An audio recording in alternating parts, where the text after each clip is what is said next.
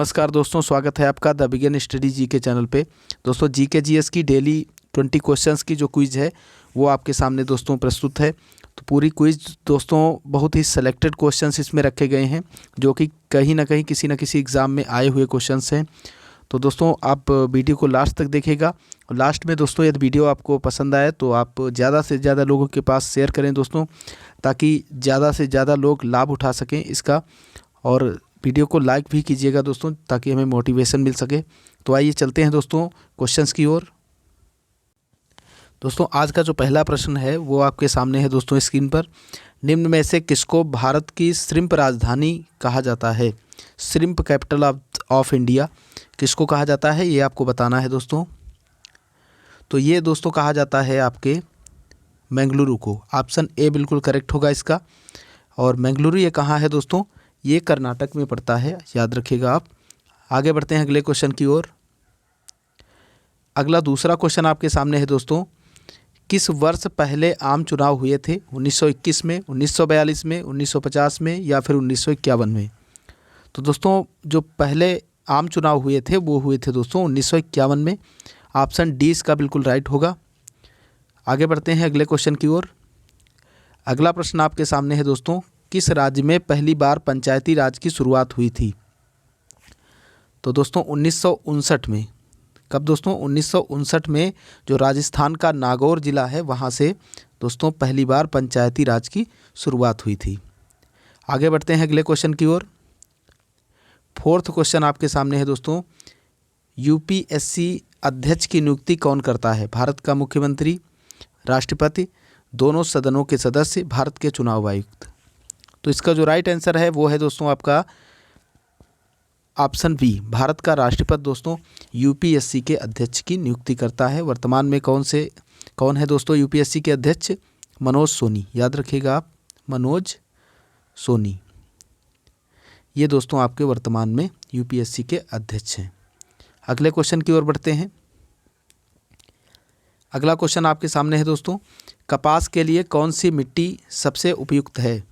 लाल मिट्टी, रेगुर मिट्टी, जलोढ़ मिट्टी या फिर लोम मिट्टी?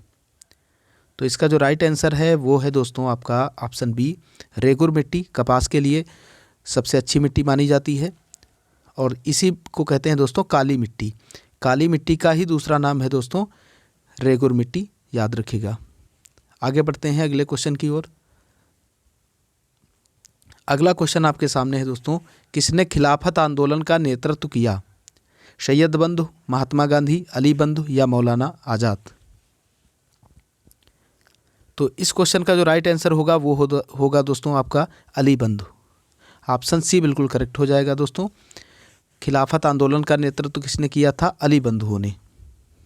और ये दोस्तों 1919 और 20 में दोस्तों ये चलाया गया था आपका खिलाफत आंदोलन।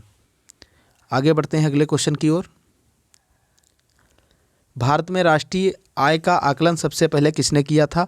सरदार वल्लभ भाई पटेल ने, महालनोबिस ने, दादा भाई नौरोजी ने या BKR राव ने? तो इस क्वेश्चन का जो राइट आंसर है वो है दोस्तों आपका ऑप्शन सी, दादा भाई नौरोजी। ग्रैंड ओल्ड मैन के नाम से दोस्तों किसको जाना जाता है? ग्रैंड ओल्ड मैन के नाम से किसको जाना जाता है दोस्तों? दादा भाई नौरोजी को। ये भी आप याद रखिएगा।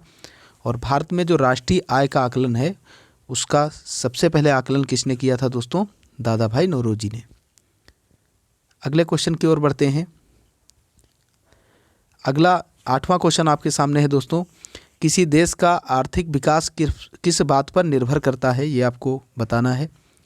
किसी देश का आर्थिक विकास किस पर निर्भर है? प्राकृतिक संसाधन पर, बाजार का आकार, पूंजी निर्माण या उपर्युक्त सभी? तो इस क्वेश्चन का जो राइट आंसर है वो है दोस्तों ऑप्शन डी, प्राकृतिक संसाधन, बाजार का आकार और पूंजी निर्माण। इन सभी कारकों पर जो देश का आर्थिक विकास होता है वो निर्भर करता है। अगले क्वेश्चन की ओर बढ़ते हैं। अगला क्वेश्चन दोस्तों है WTO का मुख्यालय कहाँ है? न्यूयॉर्क में, जेनेवा, यूरेगे या दोहा में? तो इसका जो राइट आंसर है वो है ऑप्शन बी, WTO का मुख्यालय दोस्तों कहाँ है? जेनेवा में। और दोस्तों जो जो आपका यूनेस्को है, यूनेस्को का मुख्यालय यदि आपसे पूछा जाए दोस्तों, किसका, यूनेस्को का, तो ये भी आप याद रखिएगा कहाँ है, पेरिस फ्रांस में। और विश्व बैंक का दोस्तों यदि मुख्यालय आपसे पूछा जाए तो वो कहाँ है दोस्तों, विश्व बैंक का मुख्यालय कहाँ है दोस्तों, न्यूयॉर्क में। अगले क्वेश्चन की ओर बढ़ते हैं। अगला क्वेश्चन आपके सामने है, मुद्रा आपूर्ति किसके द्वारा नियंत्रित की जाती है, वित्त आयोग के द्वारा, योजना आयोग के द्वारा, व्यापारिक बैंक के द्वारा या भारतीय रिजर्व बैंक के द्वारा। इसमें कौन सा क्वेश्चन राइट है ये आपको बताना है। तो ये दोस्तों मुद्रा आपूर्ति किसके द्वारा नियंत्रित की जाती है, आरबीआई के द्वारा, भारतीय रिजर्व बैंक के द्वारा, याद रखिएगा दोस्तों। और दोस्तों अभी पीछे क्वेश्चन जो 9th नंबर था उसमें मैंने बोल दिया दोस्तों बाय मिस्टेक, विश्व बैंक का मुख्यालय दोस्तों कहाँ है, वाशिंगटन डीसी में, WCDC, ठीक है, वाशिंगटन डीसी अमेरिका में है दोस्तों, जो कि याद रखिएगा, आप उसको करेक्ट कर लीजिएगा। आगे बढ़ते हैं अगले क्वेश्चन की ओर। भारत में सबसे ऊंचा जलप्रपात कौन सा है, 4 ऑप्शन आपके सामने हैं और आपको बताना है भारत का सबसे ऊंचा जलप्रपात कौन सा है। तो इसका जो राइट आंसर होगा वो होगा ऑप्शन सी, जोग जलप्रपात, जो कि दोस्तों किस राज्य में है, कर्नाटक में है, याद रखिएगा आप, किस राज्य में है जोग जलप्रपात दोस्तों, कर्नाटक में। और इसका दूसरा नाम है गरसोप्पा जलप्रपात, ये भी आप याद रखिएगा। अगले क्वेश्चन की ओर बढ़ते हैं। जूट उत्पादन में सबसे प्रचुर प्रदेश कौन सा है। तो दोस्तों इसमें जो ऑप्शंस हैं क्वेश्चन के वो थोड़ा सा मिस्टेक है, आप सही कर लीजिएगा दोस्तों। जूट उत्पादन में सबसे प्रचुर प्रदेश आपसे पूछा जा रहा है, ये सभी ऑप्शन इसके रॉन्ग हैं। आप याद रखिएगा दोस्तों, जूट उत्पादन में सबसे नंबर 1 पे है पश्चिम बंगाल। कौन दोस्तों, पश्चिम बंगाल। आगे बढ़ते हैं अगले क्वेश्चन की ओर। 13 नंबर क्वेश्चन दोस्तों आपके सामने है, निम्नलिखित में से कौन से देश नहीं दोस्तों, पाक होना चाहिए, पाक स्टेट से जुड़े हुए हैं। तो पाक जल संधि दोस्तों किन 2 देशों के मध्य है, भारत और श्रीलंका। ऑप्शन बी इसका बिल्कुल राइट है, याद रखिएगा, पाक जल संधि भारत से श्रीलंका को जोड़ती है। अगले क्वेश्चन की ओर बढ़ते हैं। अगला 14 नंबर क्वेश्चन आपके सामने है दोस्तों, भारत में किस राज्य को चावल का कटोरा कहा जाता है, तमिलनाडु को, आंध्र प्रदेश को, कर्नाटक को या केरल को। तो चावल का कटोरा कहा जाता है दोस्तों आंध्र प्रदेश को, ऑप्शन बी इसका बिल्कुल राइट हो जाएगा। अगले क्वेश्चन की ओर बढ़ते हैं। अगला क्वेश्चन आपके सामने है दोस्तों, पहली बार परमाणु बम कहाँ फेंका गया था, नागासाकी, हांगकांग, टोक्यो या फिर हिरोशिमा में। तो पहली बार दोस्तों जो परमाणु बम फेंका गया था वो फेंका गया था हिरोशिमा पे, हिरोशिमा और नागासाकी, उसके बाद दोस्तों नागासाकी पे। और ये दोनों शहर कहाँ पड़ते हैं दोस्तों, ये दोनों शहर स्थित हैं आपके जापान में, जापान की राजधानी दोस्तों होती है टोक्यो। अगले क्वेश्चन की ओर बढ़ते हैं दोस्तों। अगला क्वेश्चन है, ओजोन परत कहाँ पाई जाती है, आयन मंडल में, बहिर्मंडल में, क्षमा नहीं दोस्तों क्षोभ मंडल होना चाहिए, यहाँ पे होना चाहिए क्षोभ मंडल दोस्तों, क्षोभ मंडल होना चाहिए, करेक्ट कर लीजिएगा आप। और इसका जो राइट आंसर होना चाहिए दोस्तों, ओजोन परत कहाँ पाई जाती है, वो है दोस्तों आपका समताप मंडल, ऑप्शन डी इसका बिल्कुल करेक्ट होगा, स्ट्रेटोस्फेयर, समताप मंडल में पाई जाती है दोस्तों आपकी ओजोन परत। अगले क्वेश्चन की ओर बढ़ते हैं। अगला क्वेश्चन आपके सामने है दोस्तों, महात्मा गांधी का राजनीतिक गुरु कौन था, अरविंद घोष, गोपाल कृष्ण गोखले, बाल गंगाधर तिलक, लाला लाजपत राय। तो गांधी जी के जो राजनीतिक गुरु थे वो थे दोस्तों गोपाल कृष्ण गोखले, ऑप्शन बी इसका बिल्कुल राइट है। अगले क्वेश्चन की ओर बढ़ते हैं। अगला क्वेश्चन आपके सामने है, डेसिबल शब्द किससे संबंधित है, वायु से, भूमि से, ध्वनि से या फिर जल से। तो ध्वनि को दोस्तों किस में मापा जाता है, डेसिबल में, ऑप्शन सी इसका बिल्कुल राइट हो जाएगा।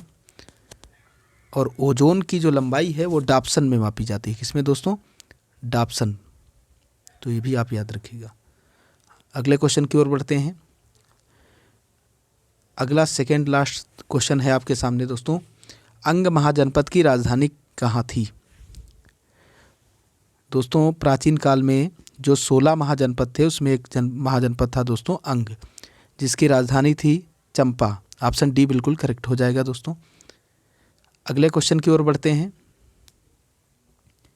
आज का लास्ट क्वेश्चन है दोस्तों आपके सामने, शांत घाटी किस राज्य में स्थित है? असम में, केरल में, मेघालय में या फिर तमिलनाडु में? तो दोस्तों साइलेंट वैली आपकी स्थित है केरल में। ऑप्शन बी बिल्कुल इसका दोस्तों करेक्ट होगा। शांत घाटी कहाँ है दोस्तों? केरल में। और फूलों की घाटी यदि आपसे पूछा जाए दोस्तों, फूलों की घाटी ये कहाँ पे है? तो ये दोस्तों है यूके, उत्तराखंड में। और दक्षिण भारत की सबसे ऊंची चोटी भी केरल में है दोस्तों, जिसका नाम है अनाईमुडी। ये भी आप याद रखिएगा। तो दोस्तों इसी के साथ आपका ये वीडियो यहीं पे समाप्त होता है। आशा करता हूँ दोस्तों आपको ये वीडियो पसंद आई होगी। दोस्तों यदि वीडियो आपको पसंद आई है तो इसे लाइक कीजिए और ज़्यादा से ज़्यादा मित्रों के पास इसे शेयर कीजिए। वीडियो लास्ट तक देखने के लिए आपका बहुत बहुत धन्यवाद। जय हिंद।